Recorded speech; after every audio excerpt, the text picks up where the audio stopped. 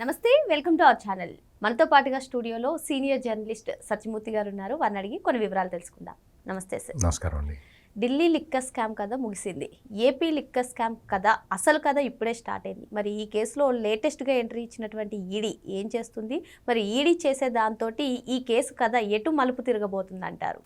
బాగా చెప్పారు. ఎందుకంటే ఢిల్లీ లిక్కర్ స్కామ్ని ఏపీ లిక్కర్ స్కామ్ని చాలామంది పోల్చుకుంటున్నారు. ఈ వైఎస్ఆర్ కాంగ్రెస్ పార్టీ అభిమానులు అందరూ కూడా ఢిల్లీ లిక్కర్ స్కామ్ కొట్టేశారు, మన అన్న చేసిన స్కామ్ను కూడా కొట్టేస్తారు అని చెప్పి చాలామంది చాలా కోరికతోటి ఉన్నారు. వాళ్ళందరూ చాలా ఎక్స్పెక్ట్ చేస్తూ ఉన్నారు. అట్లా జగన్మోహన్ రెడ్డి మీద కేసులు కొట్టేస్తారు, వీగిపోతాయి, అసలు ఏపీలో లిక్కర్ స్కాండలే జరగలేదు అనుకునే వాళ్ళకి ఒక దుర్వార్త, ఒక పెద్ద దుర్వార్త, మామూలు దుర్వార్త కూడా కాదు. ఏంటి అంటే ఎన్ఫోర్స్మెంట్ డైరెక్టరేటు లేటెస్ట్గా ఎంటర్ అయిపోయి 441 కోట్ల రూపాయల ఆస్తుల్ని సీజ్ చేశారు. నేను ముందర ఎందుకు చెప్పాను అంటే, ఈ వైఎస్ఆర్ కాంగ్రెస్ పార్టీకి సంబంధించిన అభిమానులు సంతోషపడద్దు అని ఎందుకు చెప్పాను అంటే, ఇందుకే ఢిల్లీ లిక్కర్ స్కామ్లో ఇది జరగల. అంటే ఆస్తులని స్వాధీనం చేసుకోవడం అంటే అర్థం ఏంటి అంటే, కుంభకోణం జరిగింది అని ఎస్టాబ్లిష్ చేయడం. కుంభకోణం జరిగింది,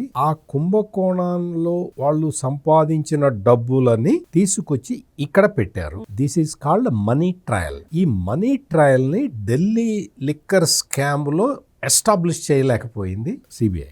ఇక్కడ ఆంధ్రప్రదేశ్లో జగన్మోహన్ రెడ్డి ముఖ్యమంత్రిగా ఉన్న సమయంలో జరిగిన ఈ లిక్కర్ స్కాండల్, దీనికి సంబంధించి ఈ డబ్బులు ఎట్లా సంపాదించారు, ఎట్లా ఖర్చు పెట్టారు అనే లింకు ఒక్కొక్కటి బయటికి తీసుకొస్తూ ఉన్నారు. ఇప్పటికే సిట్ కాన్ఫిస్కేట్ చేసింది దాదాపుగా 160 కోట్ల రూపాయల ఆస్తులు. ఇప్పుడు 441 కోట్ల రూపాయల ఆస్తుల్ని ఎన్ఫోర్స్మెంట్ డైరెక్టరేట్ స్వాధీనం చేసుకుంది. ఇది చాలా కీలకమైన పరిణామం. ఇప్పటివరకు ఏంటి అంటే, ఇప్పటివరకు మీకు నాకు కూడా తెలియని విషయం ఏంటి, బిగ్ బాస్ ఎవరు అంటే ఈ డబ్బులన్నీ ఎక్కడికి పోయినాయి అనేది తెలియదు కదా. మీకు తెలియదు, నాకు తెలియదు. ఈడీకి తెలిసి ఉండొచ్చు, కేసు దర్యాప్తు చేస్తున్న సిట్కి తెలిసి ఉండొచ్చు. నేననే పాయింట్ ఏంటంటే, బిగ్ బాస్ ఎవరో తెలియకపోయినా పర్వాలా, ఈ ఆస్తుల జప్తు వీటికి సంబంధించి అంటే కేసు ఎస్టాబ్లిష్మెంట్ పక్కడబందీగా జరిగితే, కేసు ఎస్టాబ్లిష్మెంట్ మొత్తం ఈ మనీ ట్రయల్ తోటి అటు ఇటు బెసగకుండా బిగిచ్చి వేస్తే, ఈ సెగంతా వాడు ఎవడైతే బిగ్ బాస్ ఉంటాడో వాడికి తగులుతుంది. అర్థమైంది కదా నేను చెప్పింది? ఎందుకంటే ఈ డబ్బులన్నీ అతనివే. అంటే అతనే కదా ప్లాన్ చేసి సంపాదించుకొని వీళ్ళ పేరు మీద పెట్టాడు. ఇప్పుడు వీళ్ళందరూ ఈ సమూహం అంతా ఆయన ఆస్తి. ఈ సమూహాన్ని ఒక్కొక్కడిని వేసుకుంటూ పోతే ఆయన ఆస్తి ఉండదు కదా. అంటే ఈ మనీ ట్రయల్ అనేది చాలా ఇంపార్టెంట్. ఆర్థిక నేరాల్లో మనీ ట్రయల్ అనేది చాలా ఇంపార్టెంట్. ఇక్కడ ఈ ఏపీ లిక్కర్ స్కామ్ సంబంధించి prevention of money laundering act PMLA 2002 చట్టం అంటారు. దీని కిందే ఎన్ఫోర్స్మెంట్ డైరెక్టరేట్ కేసుల్ని విచారణ చేస్తూ ఉంటుంది. బూనేటి చాణక్య, ఆయన పెట్టిన కంపెనీలు, దొంతి వాసుదేవరెడ్డి ఎవరు, breweries corporation MD. Jaganmohan Reddy కావాలని వాంటెడ్గా తన సంతకంతో ఆర్డర్ ఇచ్చి అతన్ని పెట్టిన వ్యక్తి. కేసిరెడ్డి రాజశేఖర్ రెడ్డి, కసిరెడ్డి అంటారు కదా, కేసిరెడ్డి రాజశేఖర్ రెడ్డి. ఇతను ఐటీ అడ్వైజర్గా పెట్టుకున్నాడు జగన్మోహన్ రెడ్డి. ఐటీ అడ్వైజర్గా పెట్టి మరి ఈ దరిద్రం ఏంటి, అది అంతే. వాళ్ళ మోడస్ ఆపరండి అట్లా ఉంటుంది. వీళ్ళందరి కలిపి 441 కోట్ల రూపాయల ఆస్తుల్ని స్వాధీనం చేసుకున్నారు. ఇవేంటి అంటే బ్యాంకులో ఉన్న బ్యాలెన్సులు, ఫిక్స్డ్ డిపాజిట్లు, భూములు, ఇతర ఆస్తులు ఇందులో ఉన్నాయి. ఏపీ బ్రెవరీస్ కార్పొరేషన్ కి దానికి వాసుదేవరెడ్డిని ఎండీగా పెట్టి అక్కడి నుంచి కథ నడిపారు.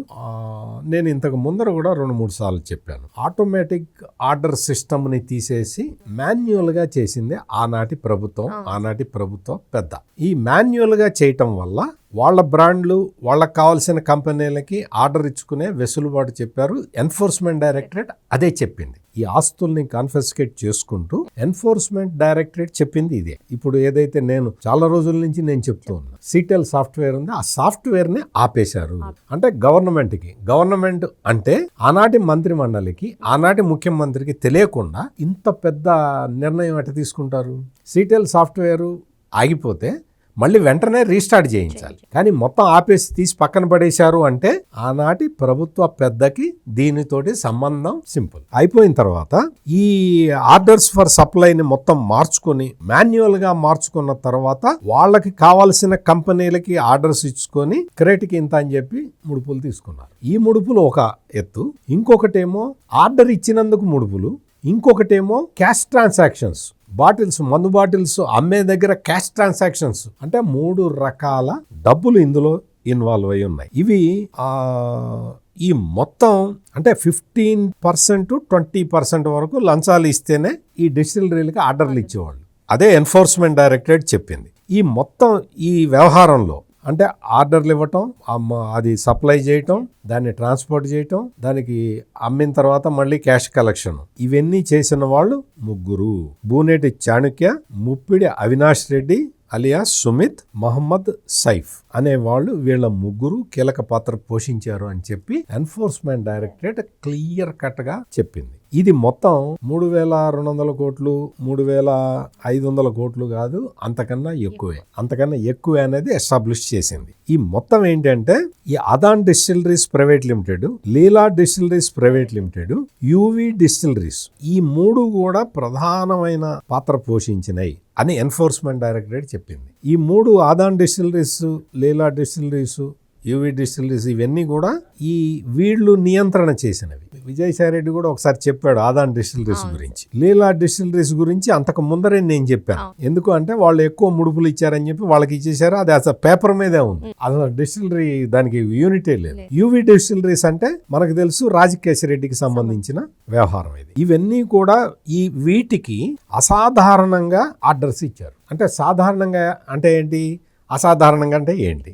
సాధారణంగా అంటే డిమాండ్ను బట్టి ఆ బ్రాండ్ ఎక్కువ అమ్ముతూ ఉంటే ఆర్డర్ ఇవ్వటం. ఇక్కడ ఏంటి అంటే అన్యాచురల్గా అక్కడ బ్రాండ్కి డిమాండ్ ఉన్నా లేకపోయినా వీళ్ళకి ఆర్డర్లు ఇచ్చి బలవంతంగా తీసుకెళ్లి ఈ స్టాక్ అక్కడ పెట్టి వేరే బ్రాండ్ లేకుండా చేస్తే తాగుడు అలవాటు ఉన్నవాడు చచ్చినట్టు ఈ బ్రాండే తాగుతాడు. అది లాజిక్. ఆ లాజిక్ ప్రకారం పనిచేశారు. ఇంకొకటి, ఈ లిక్కర్ని ఒక చోట నుంచి ఒక చోటకి ట్రాన్స్పోర్ట్ చేయాలి కదా, ఆ లిక్కర్ ట్రాన్స్పోర్ట్ టెండర్ని Sigma supply chain solutions private లిమిటెడ్కి ఇచ్చారు. ఇది ఇంకొక కుంభకోణం. నేను అందుకనే 3 రకాల డబ్బులు ఉన్నాయి ఇందులో అని చెప్పింది ఇదే అనమాట. Sigma supply chain solutions private లిమిటెడ్కి ట్రాన్స్పోర్ట్ ఆర్డర్ ఇచ్చారు. ఎందుకు? ట్రాన్స్పోర్ట్ ఆర్డర్ని కూడా వీళ్ళే ఎందుకు మ్యానిపులేట్ చేసుకున్నారు? ఇది చాలా పెద్ద క్వశ్చన్. ఇది ఎందుకు అంటే వీళ్ళు ఎంత సప్లై చేస్తున్నారో, వాడు ఎంత అమ్ముతున్నాడో 3వ కంటి వాడికి తెలియకూడదు. డిస్టిలరీ నుంచి ఎంత వస్తుందో తెలియకూడదు. బ్రెవరీస్ కార్పొరేషన్ వాడు ఈ డిస్టిలరీలకి ఎంత ఆర్డర్ పెట్టాడో తెలియకూడదు. ఈ డిస్టిలరీలు 9వ 10వ డిస్టిలరీలు ఉన్నాయి కదా, ఒక డిస్టిలరీకి ఎంత ఆర్డర్ ఇచ్చారో ఇంకో డిస్టిలరీకి తెలియకూడదు. ఈ ఆర్డర్ ఇచ్చిన తర్వాత సప్లై చేయటానికి వేరే వాడిని పెడితే వాడు ఎన్ని క్రేట్లు ఎక్కుతున్నాయి, ఎన్ని క్రేట్లు దిగుతున్నాయి అనేది వాడికి తెలుస్తుంది, ఎక్కడికి వెళ్తున్నాయి అనేది. అందుకని వాళ్ళకి సంబంధించిన ట్రాన్స్పోర్ట్ ఏజెన్సీకే కాంట్రాక్ట్ ఇచ్చుకొని గుట్టు చప్పుడు కాకుండా పంపిస్తారు. ఎక్కడ కూడా రికార్డ్స్ మెయింటైన్ చేయలేదు. ఈ రికార్డులో వాడు స్కానల్ చేసేవాడు రికార్డులో ఎక్కడ మెయింటైన్ చేస్తాడు? చేయడు కదా. వాళ్ళ ఉద్దేశమే అది. ఈ మొత్తం టోటల్ ఈ ట్రాన్స్పోర్టేషన్ అనేది పెద్ద కుంభకోణం. ఎక్కడికి ఎన్ని బాటిల్స్ వెళ్తున్నాయో ఎవరికి తెలియదు. బాటిల్స్ వెళ్ళి దించేసిన తర్వాత ఈ ఐఐఎంలో చదివిన వాళ్ళు ఉన్నారు కదా, వాళ్ళకొక్కళ్ళకే తెలుస్తుంది. అక్కడి నుంచి డబ్బులు కలెక్ట్ చేసుకుంటారు. అంటే ఎంత గుంభనంగా ఇంత పెద్ద నెట్వర్క్, ఒక మాఫియాని ఉపయోగించి ఏ స్థాయిలో వీళ్ళు చేశారనేది ఎన్ఫోర్స్మెంట్ డైరెక్టరేట్ ఎస్టాబ్లిష్ చేసింది. ఈ మొత్తం అంటే మందు రేట్లని వాటిని కూడా ఎస్వర్, కిరణ్ కుమార్ రెడ్డి, సైఫ్ అహ్మద్లు వీళ్ళు నియంత్రణ చేశారు రేటు గురించి. ఈ డబ్బుల్ని TEKKR, ఆరియో, ఎజ్లాండ్ ఈ సంస్థల ద్వారా మనీ లాండరింగ్ చేశారు అనేది ఎస్టాబ్లిష్ అయిపోయింది. ఈ సంస్థల ద్వారా మనీ లాండరింగ్ జరిగింది. ఢిల్లీ కుంభకోణంలో ఇది చేయలేకపోయారు. ఇక్కడ ఆంధ్రప్రదేశ్ పోలీసులు ఇది ఎస్టాబ్లిష్ చేసి ఎన్ఫోర్స్మెంట్ డైరెక్టరేట్కి ఇస్తే వాళ్ళు 441 కోట్ల రూపాయలని సీజ్ చేశారు. ఇంకేమైనా డీటెయిల్స్ కావాలా? అంటే మీ విశ్లేషణ ద్వారా ఎవరైతే అటు ఢిల్లీ లిక్కర్ స్కామ్ కథ ముగిసినట్లే ఏపీ లిక్కర్ స్కామ్ కథ ముగుస్తుంది అనుకుంటున్నారో అని వాళ్ళందరికీ ఆశపడుతున్న వాళ్ళందరికీ ఒక క్లారిటీ ఇది పిడుగు లాంటి వార్త. ఇది ముగియదు. ఢిల్లీలో నీకు మనీ ట్రయల్ వాళ్ళు ఎస్టాబ్లిష్ చేయలేదు, ఇక్కడ ఎస్టాబ్లిష్ అయిపోయింది.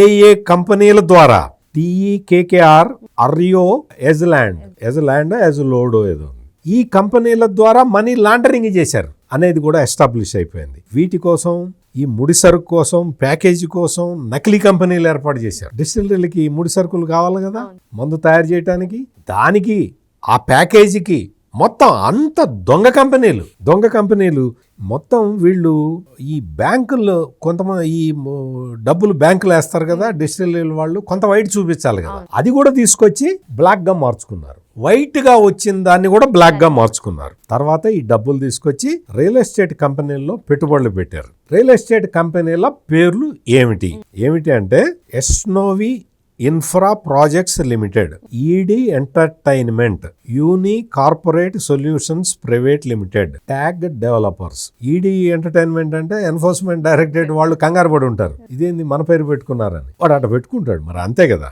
వీటి ద్వారా మొత్తం హౌసింగ్ ప్రాజెక్టులు పెట్టారు. హైదరాబాద్లో, బెంగళూరులో ప్రాజెక్టులు కట్టారు, ల్యాండ్స్ కొన్నారు, పెద్ద ల్యాండ్స్ కొన్నారు. ఇది అయిపోయింది కదా, షెల్ కంపెనీలు పెట్టాలి కదా. ఆ షెల్ కంపెనీల పేర్లు కూడా మీకు చదివి వినిపిస్తా. ఈ స్పెల్లింగ్లు వీటిని ఎట్ట పిలుస్తారో అంటే వాడు పెట్టినోడికి, వాడికి ఏమన్నా శ్రీరామ ట్రేడర్స్ అని ఎందుకు పెట్టుకుంటున్నాడు, వాడు ఏం పెడతాడు అంటే OWLOK ఓల్కు ఏదో సంథింగ్, క్రిపాటి, నైసానా మల్టీ వెంచర్స్, ఆర్యో, ఎజ్లోడ్, డీకార్ట్, ఇవన్నీ షెల్ కంపెనీలు. ఈ షెల్ కంపెనీలు పెట్టడం బాగా అలవాటు కదా వీళ్ళకి. అందుకనే తిరుపతి కల్తీ నెయ్యి కేసులో ఇండాపూర్ డైరీ ఈ హెరిటేజ్కి షెల్ కంపెనీ అంటారు. వాళ్ళు చెప్పింది ఏంటంటే వాళ్ళకి తెలిసింది అదే, షెల్ కంపెనీలు పెట్టడం, వాటి ద్వారా మనీ లాండరింగ్ చేయటం తెలుసు కాబట్టి హెరిటేజ్, ఇండాపూర్ షెల్ కంపెనీలు అంటారు. ఇండాపూరు 40 లక్షల లీటర్ల పాలని రోజు రైతుల నుంచి సేకరిస్తుంది, పాడి రైతుల నుంచి. అదిట హెరిటేజ్కి షెల్ కంపెనీ. హెరిటేజ్ పాలని, ఇది B2C కంపెనీ, అది B2B కంపెనీ. అన్ని ఎప్పటి నుంచో ఎస్టాబ్లిష్ అయి ఉన్నాయి, బ్రాండ్ ఇవి ఉన్నాయి. ఆ కంపెనీలు షెల్ కంపెనీలు అంటారు. షెల్ కంపెనీలు అంటే ఇవి డీకార్ట్, ఎజ్లోడ్, ఆర్యో, నైసానా మల్టీ వెంచర్స్, క్రిపాటి, ఓల్క్ అనేవి ఉంటాయి చూసా, ఇవి షెల్ కంపెనీలు అంటే. దీని ప్రకారం ప్రతి నెల అంటే జగన్మోహన్ రెడ్డి ముఖ్యమంత్రిగా ఉన్న 5 సంవత్సరాలలో ప్రతి నెలకి 100 కోట్ల రూపాయలు కొట్టేశారు. పర్ మంత్ 100 కోట్లు. ఆలోచించుకోండి, ప్రజలు ఆలోచించుకోవాలి. ఒక్క ఛాన్స్ అని అధికారంలోకి వచ్చి మీరిచ్చిన ఒక్క ఛాన్స్ తోటి నెలకి 100 కోట్ల రూపాయలు ఒక్క మధ్యంలో కొట్టేశారు. ఇది ఎన్ఫోర్స్మెంట్ డైరెక్టరేట్ క్లియర్ కట్ గా ఎస్టాబ్లిష్ చేసిన ఫ్యాక్ట్. మరో అంశంతో మళ్ళీ కలుద్దాం. Thank you sir. నమస్కారం.